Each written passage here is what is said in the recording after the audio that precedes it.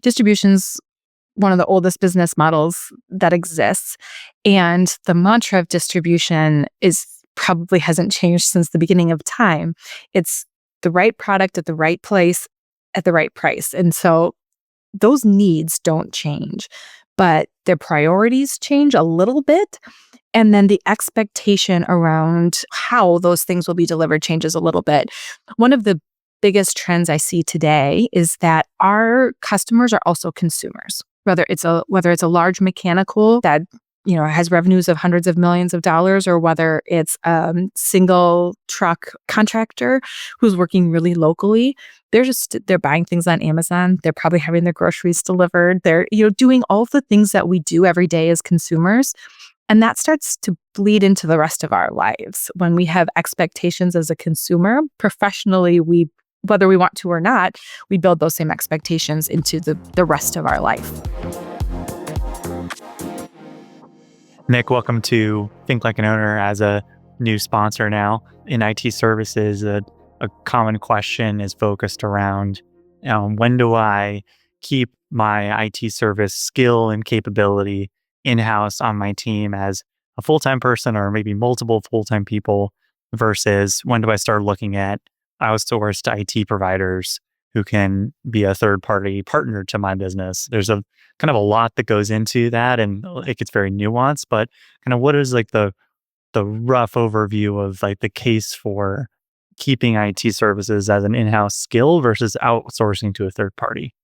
Yeah, Alex, that's a great question. I think there are multiple layers to the analysis of having full-time on-staff IT experts versus augmenting them either partially or entirely with an outside resource such as our company, Enzo Technologies, which is a full-service IT managed service provider. You think about having one IT person on staff, and maybe you have a company of 50 to 100 plus individuals. That person is going to be very busy serving their internal customers. They probably don't have the time to stay current on all of the rapid changes in IT, whether that's on the cybersecurity side, operating system side. You compare that to an IT partner like us, where you have 40, 50 employees. That's a much larger resource base where, we invest to stay absolutely current on the latest technology, cybersecurity threats, operating system patches and upgrades. And so through that partnership, you're leveraging a much larger resource for probably an equivalent cost or even a cost savings of trying to replicate this in-house with just a handful of staff. Wonderful. Thanks, Nick. And how can people get in touch with you? Real easy. You can email me at nick@enzotechnologies.com or find Nick Akers on LinkedIn. Welcome to Think Like an Owner. This podcast is all about interviewing the most ambitious CEOs to understand how they grow great companies. And Katie, it's great to meet you and learn more about First Supply today. And we were talking about how curious I am about distributors and how many 100-year-old plus companies there are in distribution, and First Supply 128 years old. I'm not sure exactly when the anniversary date is, but round numbers were 128, 700 employees, 53 locations. So really huge business. And you became CEO during COVID. So just within like that short 20-second blurb, there's like 100 different things we could talk about. But one thing I was really curious to hear more about was the tour that you did, visiting all the different locations, something you mentioned your father did. And it's curious about what kind of questions were you asking and trying to compare answers or compare like what's the vibe or energy of a certain location versus another where are problems creeping up. I'd be curious kind of what things you were asking about and trying to focus on or observe along your tour. Yeah, well, thanks, Alex. It's exciting to be here. And in all honesty, we'll be 128 next month. So we're still a couple weeks away, but I'll take it. I'll take it. It's May 20th, and we celebrate every year just with ice cream sundaes or something just to celebrate our birthday. It's really, really fun. It was really fantastic to do the tour of all of our locations. I got to meet with really every single person. We also did a virtual, just in case anybody missed it. In distribution, our drivers are some of our most important people, and often they're the ones who don't have an opportunity to make those connections because they're out delivering product. But The things I was really interested in understanding was what was going on the front lines, what was top of mind for our key team members that were in front of our customers every single day, who were managing vendor relationships every single day. And there was a different flavor in every location, really. It was our locations from Kansas City to Detroit and everything in between. Some are single person locations, some have 100 people. So people's concerns are different. We're also embarking in the largest project in our 128-year history and the largest investment the family has ever made back into the business in a large distribution center, which will really change our model quite a bit. And I wanted the opportunity from a change management standpoint for every employee to ask me personally why we were doing this project. Why is this important to me? So I spent some time with a couple of slides just to kick off the conversation, explaining to them a little bit about our history. What brought us here to this decision point to revamp our distribution model, why it was going to impact them, and then again, why it was important to me. Why, as the CEO sitting in this chair today, I decided that this was the time. And I certainly didn't do that alone. It was a team effort. It was our board of directors and it was our family, all the people deciding that it was time. But that really was the goal of those conversations. But the biggest thing is I wanted to know, what were their stuck points? Was there anything I could do to help release any of those? And honestly, we changed a couple procedures in mid-stride, in the moment, things that said, this doesn't make sense. I've heard this now from 3 locations. Is there something we can do about this? And we pushed through a couple things. And then really, again, what was important to their customers, especially in some small locations. I had an opportunity to just sit at the counter and talk to the customers as they walked in and said, hey, what are you working on today? Any cool projects that you want to tell me about? Do we have everything you need for those projects? Is there anything that we should be doing differently? And just that ability to soak up the environment is the best education any leader could ever get. What kind of ideas from customers did you get? I'm sure there's ways around like, hey, like how could we, become more of your business, or what would make it easier to work with us or order from us or get, handle returns or rebates or whatever. Like, what were some feedback points that customers gave? Well, if you ask a customer, you never have enough inventory and it's always too expensive. So those are always the first 2 pieces of feedback. So you get past that. And, we've made a lot of investments in our e-commerce site over the last couple of years. We were really on the front lines of having e-commerce a number of years ago. And as technology has changed, we launched that site a couple of times, and our current platform and our current team and our current go-to-market strategy from an e-commerce standpoint is the best it's ever been and best in class. We won awards for it. I'm so proud of that team. But that was something I talked a lot about, and I wanted to know how they were using it, if they were using it, if they weren't using it, how come? What were the barriers to their, lack of using it? Was it that we didn't have the right product? Was it not easy to find? Was the right outside materials not there? So did we not have spec sheets or cut sheets or ability for them to understand the product so that they knew it would meet their needs or not? So we talked a lot about that. But the other thing that I have been really interested in is just the projects. What kind of projects are going on in our area? Is it multifamily residential construction? Is it commercial projects? One of the things that was really interesting to me, we have a location in a very agricultural community, and the kind of the mega farms, I think that's the right term. Some of the gigantic farms that are going on that have the needs that they have, So from those gigantic agricultural sites, what products do we have that we're able to supply to them? Are there other things that we could also be supplying to them? That was the projects that are going on at largely dairy farms. Being based in Wisconsin, we've got a lot of that here, but a lot of water. One of the stories I tell in our founding is we were founded by my great grandfather needing metal windmills. He needed to supply metal windmills because the most important thing on any farm is moving clean water to the animals and the people. And that hasn't changed. So some of those things where we can draw that line 128 years through, we're still serving our customers with some of their same needs. We're able to solve some of their same problems, but how can we solve more of them and how can we do it better? And before we get too far down any one path, you mentioned something earlier about the larger distribution center kind of changing your model in some ways. Mhm. In what ways is that? It's 300,000 square feet, 308,000. It's massive. Like, where does that affect the business and change the direction of how you distribute product? So today, there's kind of three models for any distribution business. You've got a single location or small locations where you keep all your material in the location. So everything you need for your customer on the front line is in one location. Then you go to a regional model, which is where we find ourselves today, where you've got kind of regional hubs and then you redistribute the product through those regions. And then you move to a distribution center model where you've got one or multiple large distribution centers, and then you redistribute the product to your network of branches and locations from there. And that's really what will change for us. We'll have the ability to have broader and deeper inventories across our key product lines, and we'll be able to get that to our branches on a daily basis so that the branches don't have to hold as broad of inventory. They can hold deeper inventory. So for our customers, if they're coming in and buying a box of a fitting, they can now come in and buy 2 boxes of that fitting because they know there'll be more there tomorrow. And we might be able to have that one-off thing they only need once a month. We'll be able to bring that in for them the next day too. So really allow us to move our inventory faster and get more inventory closer to the customer.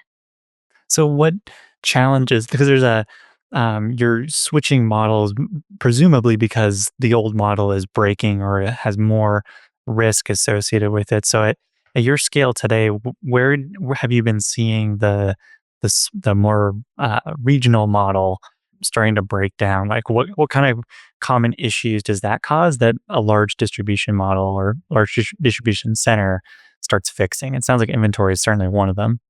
Yes, exactly. We started this project actually in 2017. So this has been almost 10 years in Oh the wow, quite a making. while. Yeah. Yeah, we recognized that we saw kind of we saw the edge, right? We knew that, to your point, what was breaking. We saw some cracks, and we knew that the more we grew, and if we grew the way we wanted to, those cracks were just going to become bigger, and we weren't going to be able to provide the service level that we're proud to offer to our customers. And we were going to start getting beat by others who could do that in ways we weren't able to. So kind of looking at the competitive landscape, looking at our customer needs, and looking at our strategic opportunity to deliver into the marketplace, we knew that we needed to make a change. Fast forward during COVID, we grew 30% in just those 2 years. We were bursting at the seams. We didn't have a corner to put a product in, and we could have brought in more product if we had the space for it. So we knew, okay, this is what the edge looks like. We're at it. Let's go. Let's get this going. And so we know if we continue to grow the way we want to, we're going to need to do this, and we're going to need to do it ASAP. This, for us, a lot of efficiencies. It allows us to really build economies of scale and be a more efficient operation. And it's not so that we can reduce space in our branches, reduce employee headcount. It's not about cost reduction or efficiencies for that reason. It's 100% a growth play. It's all about, we're going to need more employees, we're going to need more branches, we're going to need more products so that we can service a broader range of customers and geography. So, are you working on other similarly sized distribution centers across different regions that you serve? Like, is this kind of just the first one, and there's others coming, or is this kind of like a test case? Let's see how this works, dip our toe in a little bit, and then replicate this elsewhere. Where along kind of the strategy does this location sit? This is our first. And again, if we do what we want to do, if things look like I hope they look in 10, 15, 20 years, this will be the first of many. We acquired enough land. We did part of this, obviously, was a huge location study and a whole bunch of research and education around where this should be located for today, where it should be located for the future. At the end of the day, our heartstrings won out a little bit, but certainly pragmatically, we're a Western Wisconsin company. We were born in La Crosse, Wisconsin, and this distribution center is right outside La Crosse, Wisconsin. There were 11 families who work in a distribution center for us today. They'll move over with us, all 11 of those people. So we were able to do some of the things that make us who we are, but also have a great geography with fantastic incentives by the local community to make sure it was a smart decision to be where we are. But given that, it's really central to our geography. So we have enough space to double the size of the building if we'd like to. But we also believe that that might be one of the levers to pull. And the likely second lever is that there's other locations of this size of facility, depending on where our growth takes us. Is Kansas City our biggest growth market? Well, then maybe we have some opportunity to go there. Is Detroit and Michigan and that part of the country more of our growth market? Today, this building can service our current geography, but as we continue to expand that, there'll be opportunities for more growth. You mentioned doing a lot of research around the land and location. What are the keys to a good location for a distribution center this big? Really, we were able to hone in pretty quickly on the geography. So for us, it was being able to service every location every day. And what would that look like? If we were way down in southeastern Wisconsin, getting to northwestern Minnesota would have been that further of a stretch. Whereas when we're in western Wisconsin, we can really draw that map out. As I mentioned, we started in western Wisconsin, so it's not very surprising that we sort of fanned out organically like a wave across the geographies. So that also was part of the consideration set. But it came down to availability of property, opportunity to work with the local administration and jurisdiction and the village, and understanding, was this the right development opportunity for them too? We're talking to a couple different communities. It had to make good sense for that community as well. Gotcha. I assume like near a freeway is pretty nice too. And most of the distribution centers I was like looking around at in West Salem are pretty near the freeway or main road, so that no one wants trucks going through a cul-de-sac. So that makes a lot of sense. Yeah, exactly. And our current distribution center, it's small. It actually, two things. It's next door to a brewery, because brewing in La Crosse, Wisconsin is a big deal. And it was an old beer can distribution center. So the brewery would keep all their beer cans in there and then fill them up. And the joke I tell is that you can imagine the size of a beer can and the size of a water heater. We filled it up pretty fast with our products. So undersized. And it is downtown. It's in a downtown. So to your point, exactly, the trucks are coming through, crossing over bike lanes and all the terrible things that you don't want semis doing, and taking 20 minutes from the interstate to get to either pick up or drop off of product, and then 20 minutes back out. Whereas now they'll be about 3 minutes from the interstate. Yeah, wow, that's a pretty big improvement. You mentioned, of course, e-commerce being a growing part of your business too. Maybe this is a dumb question, but having a large distribution center where you're sending product to each location every day, are there benefits data-wise for having an overlap, so you can see where are e-commerce orders coming from and then where are products being purchased in a location, and try to optimize inventory better across locations? Is that data you're able to see and get benefit from? Like, can each side kind of help the other improve and become more efficient? Absolutely. You just described the benefit to all of this perfectly. And data is so critical, especially in this age of AI. I can't believe we've been talking this long and I haven't mentioned AI yet. It's my most recent obsession, because I feel like I had a bit of a breakthrough in the last couple of weeks about really understanding what the opportunity for distribution is. We know it's there, but as it becomes more granular, we can start to see clear applications. Anyhow, for our e-commerce site, we'll have not only, for example, our 25 of some product available locally for someone ordering on e-commerce. We'll have 2,500 of that product available one day away or overnight, right there for them. So if they're looking and saying, I need 100 of these things, but First Supply only has 25, they'll be able to see on the e-commerce site, oh, actually, they have more than enough. I can place my order and know that I'll have it when I need it anyways, without having to check other people or call other competitors or call us and say, hey, do you have any more? Could I get more? When can I get more? It'll really, again, speed up the ability for us to have product to the customer faster, and our customers to understand our depth and breadth. Many times you talk to a customer, we talked about, when I was talking with customers on my tour, talk to a customer and they don't realize the number of locations we have. They don't realize the number of employees at first apply because they're familiar with their own branch and their own team. It's not all bad because that means that they feel really close to their branch and their team. They're delivering everything they need. They don't even need a bigger company behind them. But when they do, it's good to know that they have that. And this has been a great education for our customers too, to know our depth and breadth and how much we're able to deliver for them. You said you made an AI breakthrough recently. What was that?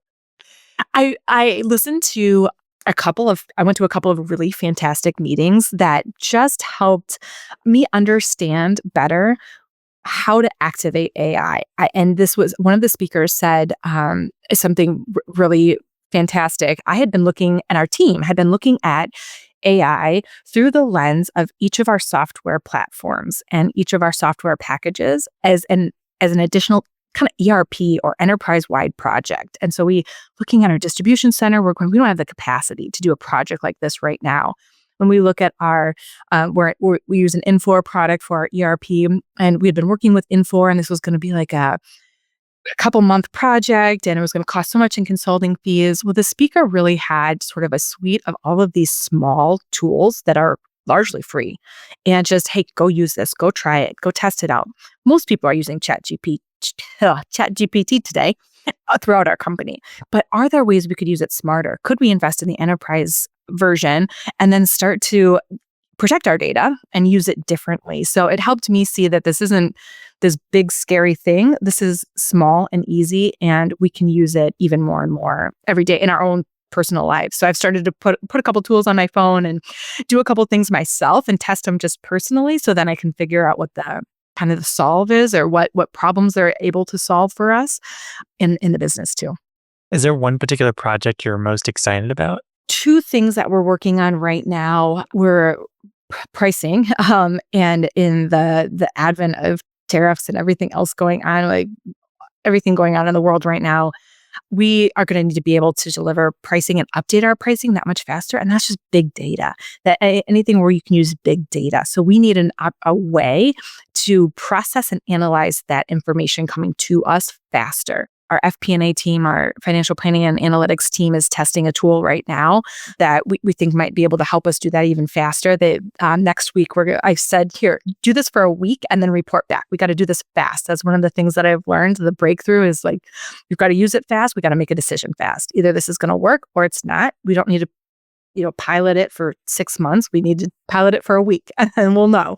And then CRM is another big one for us too. Distributors create so much data about their customers and their customers' buying patterns and the seasonality and all those things. But activating that data is going to be really critical to us. And again, do we need a Salesforce level product? Maybe not. Maybe we need something that's smaller and more nimble and easier to plug in.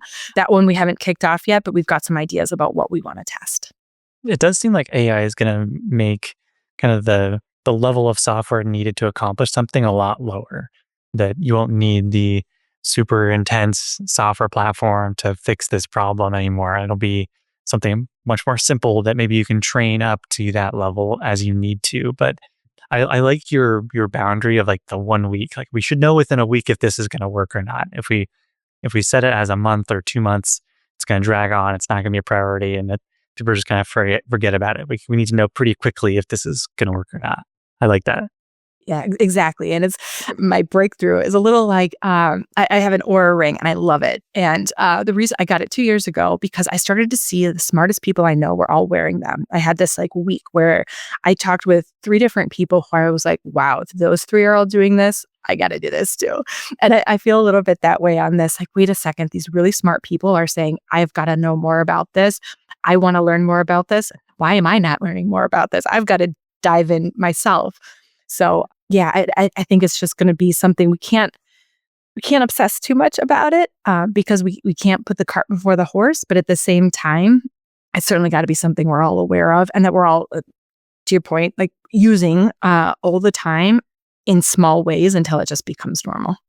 The Oura Ring doesn't have like a vibration for like alarms or anything, does it? Or phone calls? It doesn't do that? No, it doesn't. But what I love about it is that it's pull information. It's not pushing information at you all the time. I would I'm a person, I know myself. If I had an Apple Watch, I'd be looking at my steps all the time. I'd be checking my texts all the time.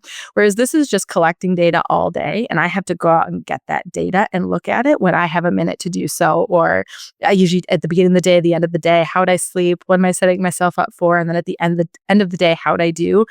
Oftentimes as I'm done with my day at work, I'll look and see, okay, how were my steps today? I felt like I was sitting at my desk all day. Should I go for a walk tonight? It just gives me that kind of data, but it's not pinging me all the time and disrupting me. So I like that Yeah. about it.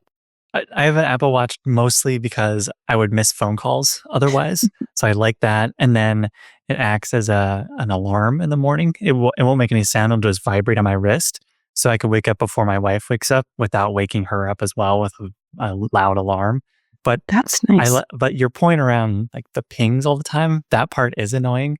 And if there was a happy medium where there was no screen, it was just a ring that could vibrate for phone calls or in the morning, like that would be great. But that's more of a tangent that I've been trying to solve for a little while. One thing you also mentioned earlier was how customers like want to have confidence in their orders and be able to place orders online and having enough inventory, which kind of gets into some of the maybe trends that you might be seeing with customers. Like what is really high quality customer service look like today or in 5 years versus 10 or 15, 20 years ago?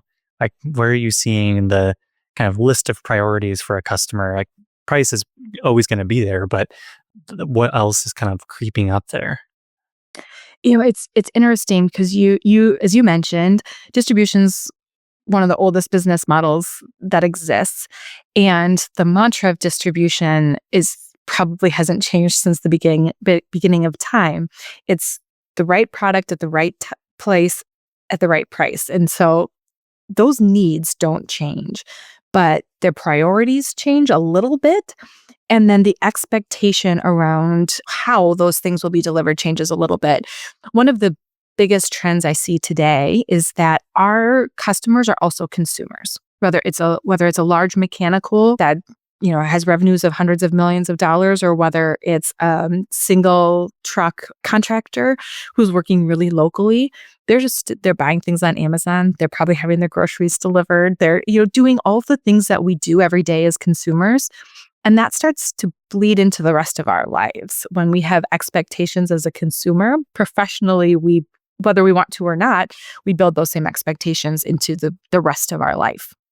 So I even think about how information is delivered from my kids' school. I expect it to be fast and electronic and all those kinds of things. And so if it's not, it's you're almost surprised. So our customers have those same expectations, and that's why e-commerce is so important, because they don't necessarily want to have to pick up the phone and call a person to find out what their price is and whether a product's available. They want to be able to do that on their phone, on an app, on a job site in real time.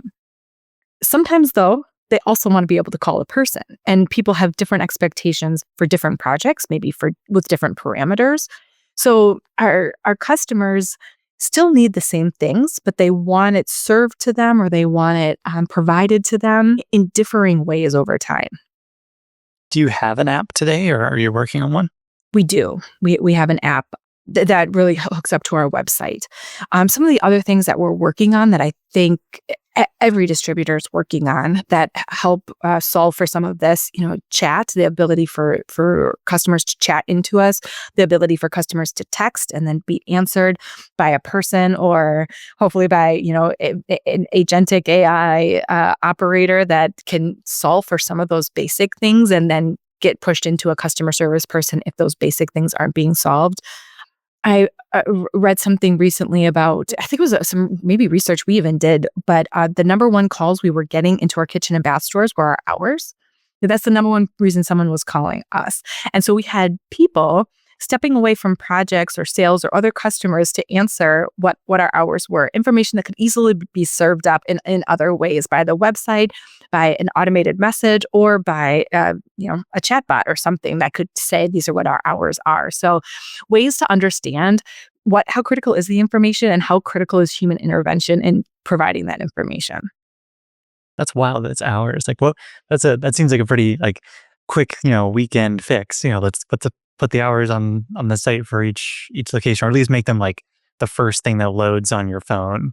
Like I like to use like for my own website and other stuff, like what does it look like on my phone? Because my sense is if I reach out to someone over an email, they're probably reading the email on their phone. They click whatever link I sent them on their phone. So what is the first thing that shows up on their screen when that link loads on their phone? Like, so what does it look like mobile? And that's like if I have to scroll too far to find something, that's frustrating. Same thing with like restaurants and hours or the menu. Like I'm generally going to a restaurant's website for like kind of one or two things at most. It sounds like the same thing here too. Yeah, it's interesting. We have 4 Kohler signature stores, which is a partnership with Kohler, and they had redesigned their mobile site. It was probably 2 redesigns ago now, but I thought it was kind of ugly. It had this big map and like these big words of the hours, and I'm like, shouldn't we have some sort of inspirational image? And they said, absolutely not. The 2 things people are clicking on are the hours and the location. We need to deliver that immediately and at the top of the fold so that people can just get that information and not be frustrated clicking through all these beautiful images before they get the information they're looking for. So again, all the learnings to make sure that, yeah, you may have one idea of how you want something to appear, but if it's not functional, it's also not useful. Yeah. Also, if there's a holiday coming up, are you open on that holiday? Like if, for Easter or Christmas, Thanksgiving, like what are your seasonal hours at this very week? I don't want to have to go to Facebook, Instagram, or Twitter, your Twitter page to find out what the updated hours are. They should be like right there, front and center. Exactly. When you think about like growing as a business, it seems like most of your business has been organic through new locations. Have you acquired others, or what's kind of your philosophy around acquiring other businesses within First Supply? I'd be curious what's the 5th generation, what's the 5 generations of family kind of perspective on that? Yeah, my father was very acquisitive. He made a lot of acquisitions. During the 4 years I was at college, the business doubled in size and number of locations and revenues, largely through acquisition. At that time, there were a lot of smaller wholesalers that were at an inflection point, and we provided a great solution for their family to move forward with another family. So there's quite a few families that make up the First Supply family, really, at the end of the day, and it's something that's a priority for us as well. The dollars and cents have to make sense, and that's oftentimes what we find is that it's hard to make the P&L make sense at a certain point. But we've been working really hard on the opportunities. We know, especially for companies where that value 100 years of business, things don't happen overnight. It may take years or even generations in some cases before a family's ready to, or a founder or whoever it may be, that may be ready to exit the business. And we want to be the first call when someone's ready to do that in a culture that makes sense for us as well. Does that raise the bar then for the quality of business you would look at potentially acquiring because you're pretty large, you have a strong culture, a strong set of beliefs. I imagine the kind of the minimum standard is pretty high for looking at partnering with another business at this point. Yeah, yes, I would say that that's true because our cultures have to be able to blend at some level. It can't be oil and water. Otherwise, it's really not a good partnership for anybody, for either group. So I wouldn't say as high standard. You said that, I thought, oh wow, no, that I hope that's not our point. But at the same time, you're not wrong. We want to make sure that our culture is important to us. Our values are important to us. And businesses that want to partner with us should have those things be important to them too. And this kind of tags into with using debt. A lot of longtime family businesses have an aversion to debt for one reason or another. If you're acquiring businesses, I'm sure there's a role for it somewhere, but you obviously care about longevity, like being able to continue running this business for future generations is more important than making money today at this very moment at the expense of that long-term growth or stability or safety. What has been your philosophy around debt and using it prudently, but kind of keeping the business in line for where you need it to be? There's a couple things I think about that. Number one, I feel very fortunate in this role, given the set of circumstances that I have as CEO of First Supply specifically, that we can make long-term decisions. We can say, we know that over the next 25 years, the ROI on this makes sense. It might not make sense over the next even 25 quarters, right? Like it may be that this is something that's going to have to build over time, but ultimately it's going to return more in the long run. I don't always envy my friends that have private equity investors or partners or at public companies, because the timeline is so much different than being able to make those other investments. And some of our largest vendor partners align with us very well in being privately held as well, because we can have partnerships and we can make decisions as partners that have that long-term view to it. And for us, growth-oriented investments are critical. Making sure that whatever investments we're making that rely on debt are ones that are going to grow the business, again, over the long term and not necessarily just a flash in the pan over the short term. And then protecting our family control is really critical. The opportunity to use debt versus equity financing is something that's important to our family today.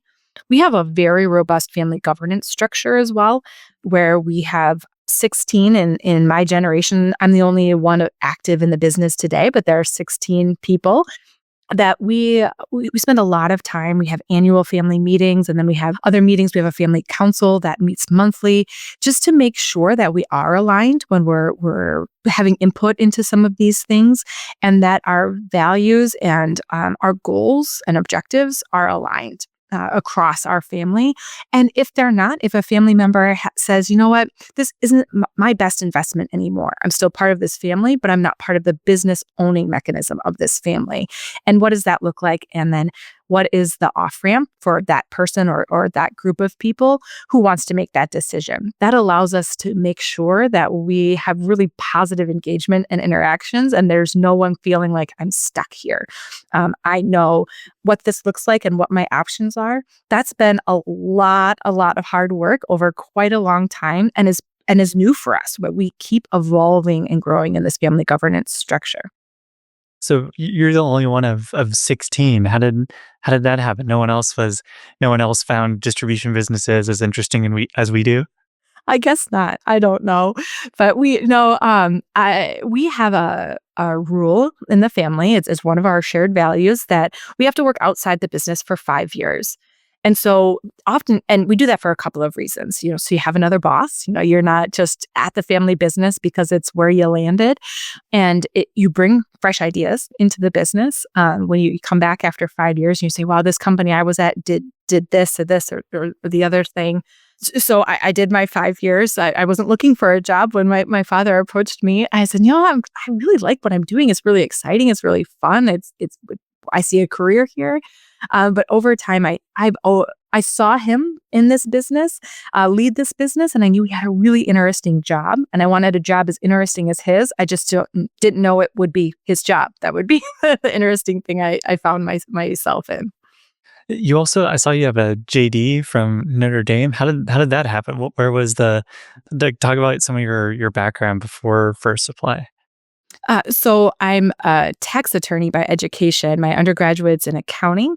And again, I wanted to go to a big business school, and I wanted just to go into the best program that business school had. So I went to Arizona State, and they had a top 10 accounting program in the country at the time, and happened to really enjoy it, which is an odd thing to say. I'm one of those people that enjoyed accounting. I'm an accounting major too, so there you go. Yes. You're talking to the right crowd today. Among friends. Yes, good friends. And honestly, the last three family members to run our business have all been accountants, my uncle and my father and me. So it seems to be a good background. After my undergrad, I knew I wanted to have a broader background than an accounting degree would give me. Obviously, you need to either get a master's or something else to sit for the CPA. I did not end up sitting for the CPA, in full disclosure. So law school was a great track for me. I was really interested in it. I'd always been kind of interested in it. And it was something my father encouraged. We don't have anybody in the family who's ever been to law school. I'm the only one. But oddly, in such a big group of people. We have a lot of doctors, a lot of really, really smart people, just no JDs. So I pursued that path and it served me really well. Fantastic education and different way of thinking, different approach to things. And I've been lucky to have my career from I went to work at Deloitte in tax consulting. I was doing a lot of M&A and really interesting projects in the Milwaukee office of Deloitte, and then came to First Applied. I also did not sit for the CPA exam and didn't go down that path, but I also did enjoy my business law classes. And you're right, it does give you a totally different view of the world when you have to think about what it's not just like general laws, but like very specific business law around certain industries and regulations. Like it just changes your worldview in a really big way. Absolutely. And also interestingly, so my cousin-in-law is our CFO, and he's obviously also an accountant.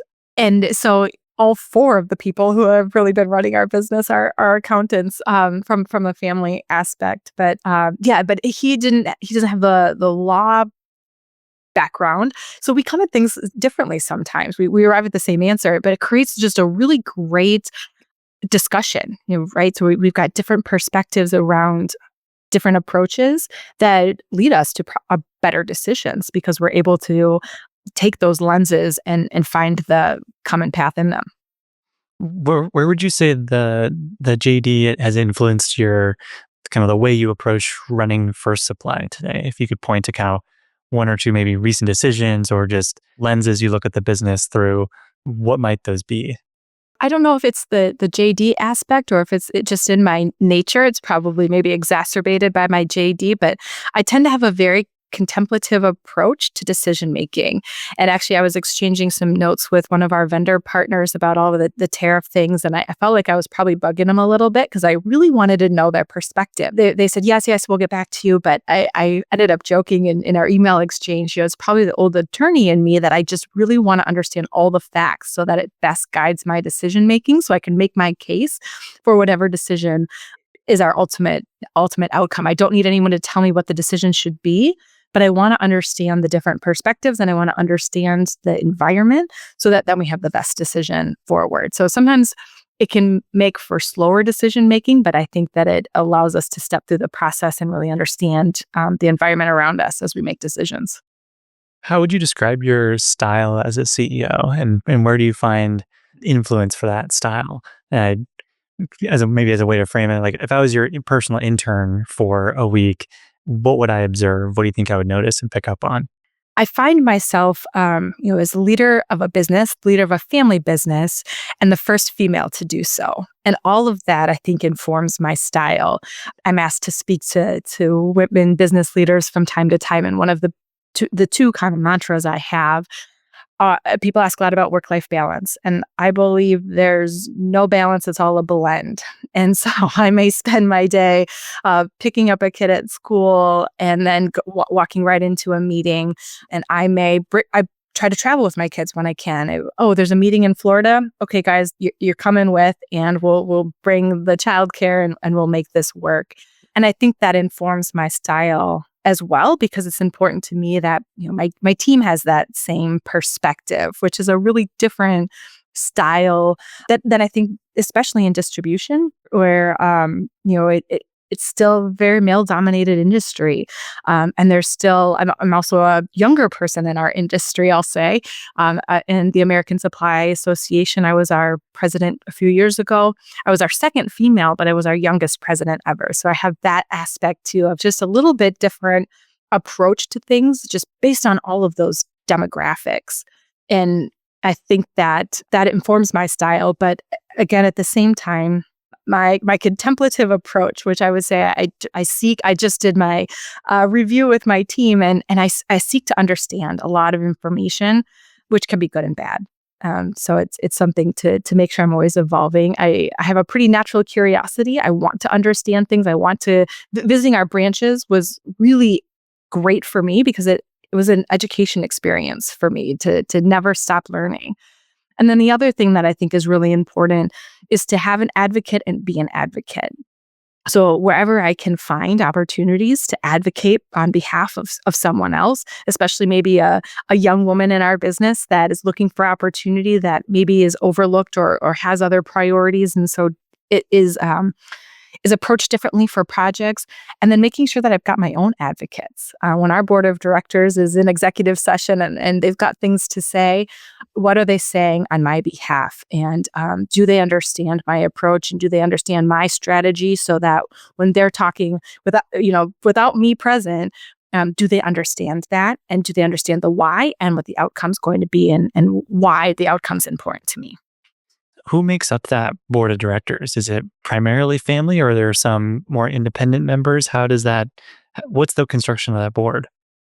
I've said a couple times that I'm lucky to be sitting in this role, and one of the reasons I'm lucky is that we were very early to have an independent board of directors. My uncle set that up in the early 90s, which was rare for family-run distribution companies at the time, especially of our size. So we have 4 independent board members that we refresh every so often. So we have a program, and we work with various consultants. We work within the networks of those independent directors for new directors. And then we have 3 family members: myself, our CFO, my cousin-in-law, and then an independent family member that does not work in the business. What's their role with that, like not being in the business? Are they more there to advocate for the family and have a more impartial view? What's that role fulfilling? Exactly. They represent the family's interest, and help serve as a conduit between the business and the family for all of those members who don't necessarily literally have a seat at the table, and really represent the shareholder interests. There's another friend of mine, Mike Boyd. He ran for a little while, podcast Business of Family. It was all about multi-generation family businesses. I'll send it to you after this. I think you'd like it. But a concept that you hear over and over again in those episodes is that the family always outgrows or grows faster than the business. Like after a couple of generations, there might be 100 people in the family, and 100 people can't have equal dispersed ownership or roles in the company. That would be, it gets really hard. How do you decide who, or at least how ownership passes to future generations? Like, how does that process get decided? I talked about we've been working on this about 10 years. And because we had an ownership transition event that we knew was coming. So the way our ownership will transition, it's a bit morbid, but the death of the last member of my father's generation, then the shares will distribute by branch to our generation. So we're not owners today, but we're preparing to take on ownership, which is all the work we're doing right now. And every family has a different structure. There's no one size fits all. And that's been a learning experience for us. Many of us, we're old Germans at heart. And so we said, well, someone's already done this. Let's just do this. It must be practical. Let's get this done, or get it done yesterday.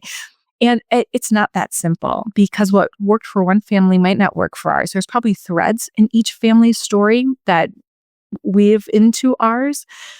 But we've worked with a number of different consultants, and we've worked with the Northwestern Family Business Group as well. The John Ward Center has been fantastic for us. It's a very academic approach to all of this, which again, we also appreciate. And we've had, I think, 10 people go through that at this point. But we're just kind of sending cohorts of people through that course, and people are very excited about it. It gives us a common language, it gives us a common philosophy, and it really gives us a deep education around what family business governance looks like and how we can continue to improve it, and what it means to all of us. We talked a little bit about our board of directors too, and people talk a lot about having their own personal board of directors. And so as I build that for myself, I happen again to be lucky that I've got a small group, and it's incredible how it works. But there's 3 women who are young women who have young kids that took over for their fathers in multi-generational family businesses. And that group of women is invaluable to me. Tiny questions I can bounce off of them, say, hey, what's your family doing about this? And we have this fantastic open sharing relationship that we can do that for each other. And it helps bring a lot of insight to our own family because I can share and say, this is the dynamic in this family and this is how they've approached that. Do we want to think about that? Or maybe there's a different approach for us. So it helps inform us as well. And it creates a real richness to the sharing between our families and our ability to learn from each other and to grow together. Mhm. One big advantage of starting young is you have the longest career runway of most people in the industry, and you'll be around a lot, generally a lot longer than they will. There's some big advantages to being the youngest person. Yes, there definitely are. Yeah, and I do hope to do this for a good long time. What are some other? You mentioned a couple other family businesses that you've built good friendships with. Are there any lessons that stand out from other family-run businesses that you've tried to apply or have applied in the past for you? Unfortunately, some of them are the stories that don't necessarily end well. And there's a lot of reasons why a family finds themselves in a position where they've had to make a decision that impacted either the cohesion of their family. Unfortunately, family business can be the biggest wedge between a family and family harmony, depending on approach. Just again, sometimes depending on circumstances. It's not that anyone did anything wrong or any one thing wrong. It's just the situation people find themselves in sometimes. So there's ways to learn though from those families and to say that that's a decision that can be made. If we want to make a decision that leads to X, Y, or Z, let's just do so intentionally. And I think that's probably the biggest thing our family takes away from some of those stories is that whatever decision is made, let's not let that decision happen to us. Let's make that decision. But a lot of the things really come down to the governance. I've used that word a couple of times, but having established governance where everyone knows what to expect and that we have an open and honest and understanding dialogue about these types of things where everyone feels safe to have conversations and everyone feels informed so that it's not that Katie has some special piece of information that she's not sharing forward. It's that everyone has a shared understanding of the outcomes of those decisions that we're making and that we understand how those decisions are being made from a perspective standpoint. There's the very common 3 circles in a family business and where the overlaps happen. Are you an owner? Are you family? Are you an operator of the business or management? Who shares in what circles? And are there people who are only in one circle or, as I find myself, in all the circles? So and understanding which hat everyone's wearing as they're approaching decisions. Yeah, it seems like a lot of managing a family business successfully is just avoiding mistakes and avoiding poor governance or poor decisions. And it sounds like there's quite a few mistakes you've been able to learn from, which is really good. Yeah, and like I always tell my daughters, you're not going to be perfect. You're going to make mistakes. Let's just figure out what to learn from them and then how to move on from them so that we don't make that same mistake again and that we learn from whatever it was, the mistake we make. So we will absolutely make mistakes. It's just that let's make mistakes that aren't so big that we can't recover from them. How do you want to involve your kids in the business? Do you want them to like come to board meetings, come on these tours of distribution centers? Like, as a kid, I would love to go. Like, I loved seeing like different things my parents were working on, or different work trips where I'm not going to their work meeting, but I'm going to Orlando, so I'll like to hang out there for a little while. That's fun. How do you think your kids will enjoy like or have fun like getting involved too? They have too much fun at mom's work already. So we do some really neat things in the retail division of our business, and we've got one of our Gerhardt's Kitchen Bath and Lighting stores is right by my house, and in this fantastic community where we do a big trick or treat every year, and it's little kids find it hilarious. We put candy in the potties, and so they're always coming. Is there candy in the potties at mom's work? They think this is hilarious. And they love coming to things. We love hosting things in our stores. So it's something they're used to hearing about. I had the opportunity with my assistant a couple of weeks ago to read to my daughter's classroom this really cool book called The House That She Built. And it's a woman who engaged 100% female contractors to build a home in Salt Lake City a couple of years ago. And then they wrote a book about it, really to teach girls that there's a lot of different ways to be involved in the trades, and girls can do all of these things. There's the tile setter, there's the architect, there's the engineer, there's the landscaper. There's all these different ways you can be involved. So that was a really fun opportunity to, again, blend mom's work and what my daughters were learning and seeing all of that. So I hope they just stay curious and they stay interested. And that's really what we want for all of our children as the 6th generation. And now we have 7th generation members. We just want them to be curious about the business as long as they're going to be part of it. Again, if they decide that there's an off-ramp for them, hopefully they still stay curious about, their family's heritage in this business. But that will serve us the best if they just want to know what this is all about. And part of what our work has been is educating the family about what the business looks like today. Even in my generation, many people had parents who worked in a business that looks really different than it does today. And now everyone's really well informed after this kind of 10-year work that we've put in about what the business does, where it is, and how exciting it is to be part of something that's growing and part of our communities and really engaging for 700 families across the Upper Midwest. Is there any sort of, to that point, is there any sort of like annual or every other year like discussion with the broader family about here's what's going on in the business, kind of like a board meeting for a family? Like obviously you have a regular cadence with quarterly board meetings, but from a family perspective, that education, what does that schedule look like, and how do you communicate what the business does? We have an annual family meeting. It's part family reunion, it's part celebration, it's part education and governance and informative. So our lead independent director of the board presents at that meeting. We typically, the last couple of years, we've had another family business leader come in, and we do kind of a fireside chat of what their family's working on, what their family's worried about. Again, informing our family about other ways to think about things. We have our consultants come in, and we usually have something that we're working on, whether it's a document or whether it's a process or whatever it may be.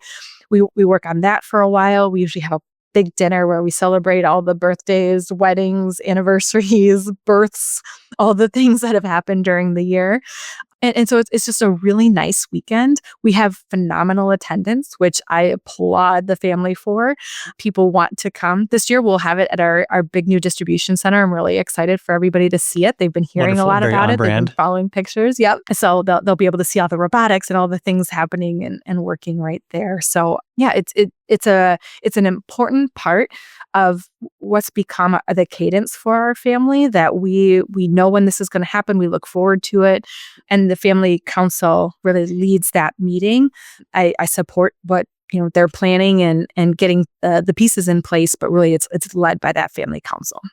It's such an interesting concept, like passing down a business, I think, because there's 10 kids in one generation, and one of them may take on the business, but you have to have alignment between the kid is interested in business generally and also leading something, and then leading something that's a business that's the family business. Like they may want to be a CEO, but in totally different industries or something completely unrelated, but maybe the same basic skill set, but they just find it interesting somewhere else, like not the family business.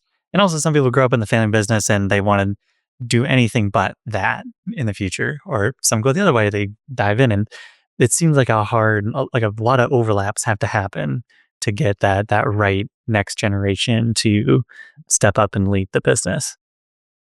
Absolutely. And I think it says a lot about the culture of my family. I'll brag a little bit that we've found our place with the right leader for the right time. And our culture, we did some work a number of years ago around our values. The values that came forward, we credit my grandparents with this so much, because they created this group of people who are who want the best for each other. They're curious. They want to learn. We want to establish something that we can be proud of. We talk a lot. My father and our CFO, Todd, and I talk a lot about being the stewards of this business. This is not necessarily ours. We have inherited it from the generations who came before us, and we're simply taking care of it for the generations that will come after us. And that's not something that we necessarily made up. It's just the feeling we have about how we respect our heritage in all of this. And I think that's so important. And clearly that started with my grandparents, like I said, and how they informed us all about the business and what those expectations were, because you're exactly right. That's not an easy feat. And I use the word again. I'm lucky enough to find myself in this position to be part of that family, and not one that doesn't maybe have those same priorities or those same values, and that other values are wrong. They're just different and maybe would have created a different outcome. So it's something, one of the things we did early on in my tenure was recast our vision statement for the business. And I'm really happy with where we ended up. Our vision is to distribute innovation and partnership in our communities for generations. And that's really important to us. Distribution is what we do. Innovation is what we strive for. Partnership is our foundation. And our communities are what make us who we are. It's critical that we're engaged part of our communities, and we intend to do this for generations. So it's really kind of summed up in something that we can say to each other and say as a business to the communities really well. And I think does sum up that the family values as well. Absolutely. Well, Katie, thank you for sharing so much about the business, and especially as a family business, this has been a ton of fun. Thank you for coming on the podcast and sharing your time, and also excited to see more pictures of the new center as it gets spun up and the robots get in there and start doing stuff. So looking forward to that. But thank you for sharing your time. Thank you for having me.